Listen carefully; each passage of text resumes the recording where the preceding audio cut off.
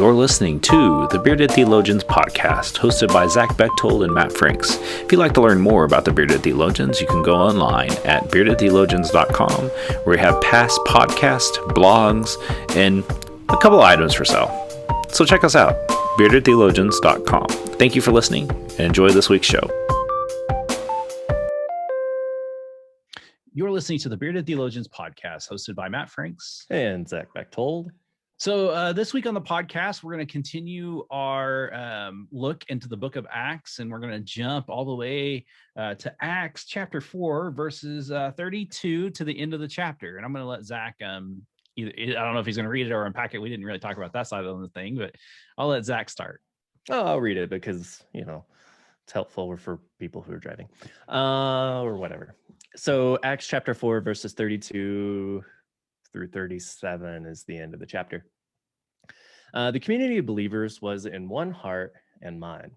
None of them would say, "This is mine," about any of their possessions, but held everything in common. The apostles continued to bear witness to the resurrection of the Lord Jesus, and an abundance of grace was at work among them all. There was no needy persons among them.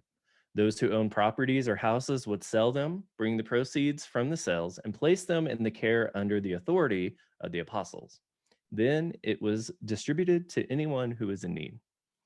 Joseph, whom the apostles nicknamed Barnabas, that is the one who encourages, was a Levite from Cyprus. He owned a field, sold it, brought the money, and placed it in the care and under the authority of the apostles. So this is, kind of where the church begins to get that space and live into that.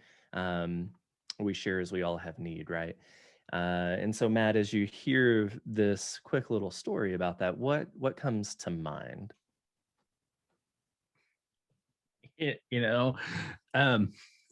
I had to chuckle when it said the community was of one heart and mind. Mm-hmm. Sorry for my cynical self today. I've been in church work long enough to know that I've never been in a community that's been in one heart and mind, so I have no clue what that looks like. Mm-hmm. Mm-hmm. But man, this is one of those verses, this is one of those stories that if you told in church and asked people, is this something you could live into? It'd be intriguing to see what the conversation would hold. Right. Well, and I think you shared it. Maybe you didn't. There's been a meme going around on the interwebs here as of late of this is the thing that Christians have the hard time with, right? Of sell all your stuff, live in this style of community, and share as all have need, right? We have a hard time with that. The rich guy asked Jesus the same question, "What do I got to have?" Right? And it just keeps pointing back to this. It's an interesting deal, right? Well, and I think that that's where we have to be cautious of, let's be real and let's be honest. There have been churches that have used and abused the money and power that they've been given. Mm-hmm. We got to put that on the table. Mm-hmm. And so I can understand the hesitancy of giving to the church, especially the institutional church. As United Methodists, we have these things called apportionments, and there are some that, even though I don't necessarily fully agree with what the work that they do or how the money is being used, I'm still going to give to them because I fully trust and faith that they're going to do the right thing and do the good thing and do all the good they can. I really do believe in that. Sometimes it's harder for me for some than others. But I think that that's where, even when you look at this story and you see that there's this willingness to live together in community, I think that that's the heart of the core of this, is what are we willing to do to be in community together? Now, in this particular time and age, they were willing to give up everything that they owned to live in community. That doesn't mean that they sold everything. If you notice there, they didn't sell necessarily. I guarantee you they kept some possessions, because we are people that like to keep some things and some material things with us. So I guarantee you that when they lived in the community, they still had some of their identity. They didn't give up their whole identity. They just gave up that stuff that was keeping them from living together in community. And if you ask me, that's really what the church is supposed to be. We are supposed to be a community of faith. Right. So and you touched on a little bit of here's the harmful way in which this has been used. And you're absolutely right. There have been pastors and churches and people all across time that have said, to be a good Christian, you have to do this. And this is sell all the things you have and give it to the church, right? And put it under our care. And if you don't do that, you're not good enough. But that is how this has been misused and continues to be misused. We hear that all the time. But what I love about this, you're exactly right. This is what it looks like to live in community together. And I love the Common English translation. None of them would say this is mine. Mm-hmm. It wasn't about the ownership of the things. And we're doing a financial study here at the church and beginning to reshape our theology around the fullness of creation, right? And how that shapes our understanding and theology of money, that God created everything, period. Us, plants, animals, the world we live in, and financial resources.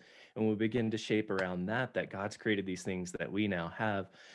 Are we looking at it as an ownership thing? We own this, or we're good stewards of this, and we're willing to shape how we interact with our community around that, how we shape our understanding of money around that God's created this and we're just stewards of it. How can we use it in the best way possible? And I think it points back to this story of they understood that they were in community together, all that they had, they were just stewards of that rather than owners of it, and pointing to that this is, none of them took that hard, I'm going to hold on to everything I have because it's mine, I earned it. No, here we're going to be in community with one another. And Barnabas, the little story at the end, is such a kind of weird addition, but it's just a really quick example of, hey, you have this field, he sold it because he didn't need it, and he gave it to the community so that they would continue on in that unity, continue on living in this way. Well, I always see that as like, all right, so here's the example of that. Like, so we told you about this, so now here's an example of that. And right. I mean, it's good preaching at its best. Right. It's not good enough just to say, hey, do the thing, but here's how you do the thing. Here's how you do the thing. Right. Now go be like Joseph. I mean, that's yeah. The other thing I like about this in this story, and I think that this is one of the things that I've been saying a lot to churches as I talk with churches, or even keeping myself in mind and keeping what I'm doing in mind, is that if you're doing good work, the money's going to be there. Right. And so, like, if you notice in the story today, they were still doing the work that they were called to do. Right. It just didn't stop. They didn't just come together in community and sit together on Sunday and look at each other and sing hymns and that's it. Right. They continued to go out into the community. I I love that point, because when Joseph or Barnabas, whichever you call him here, goes and sells his field, the apostles don't then put it in an account and then and let it sit there and never touch it. Right. They continue to share. They continue to give it to whom. It's not in restricted funds for obscure things that will never be used, that aged out 20 years ago, and that ministry is no longer going to happen ever again. Right. Not that we've ever had to deal with that. No. Not ever. No. And I think that that's where, like, if I were to wrap this up today for us, I think when we think about the use of money in the church, not only in the church, but in our own personal, lives, how are we using it to continue the gospel? Mm-hmm.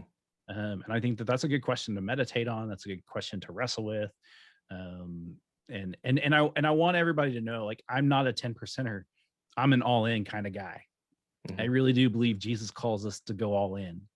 I think the percentage that I have a hard time with it, just 10%. I think what the reason why is because that has been construed to deteriorate the community, because when someone does give, there are people that do just give 10% and they could give so much more. And not even just of their finances, but of their time, talent, and everything else. Right. And it goes back to that. Here's how we've used money and tithing and our finances for harm of, if you don't give 10%, you've not given enough. Mhm. You know, if you give 10% plus, you've saved the church, right? Yeah. And you have power at that point. Jesus talks a whole lot about that of, no, here's the thing. This is part of who we are. This is part of what we give. And certainly as United Methodist, we're all in with our prayers, presence, gifts, time, and witness, right? That it's this fullness of who Christ has called us to be and called us to give. Wesley talks a whole bunch about, earn all you can, but give all you can in all the ways that you can, right? And I think that's where this part of Acts comes back to, of, unity in mind, being of one heart and minds, so much less about the opinions and thoughts and beliefs that they had, but they were united in this common goal to live in community, to be there, and to take care of those who are in need. And nothing else mattered at that point. It started there, and they poured themselves into that. Yeah, I think that's a good reflection on that as we bring this to a close today. And so I want to encourage you to go to our website at beardedtheologians.com, where you can find all of our past posts and pick up some Bearded Theologian gear. And speaking of giving, buy a shirt. Buy a shirt.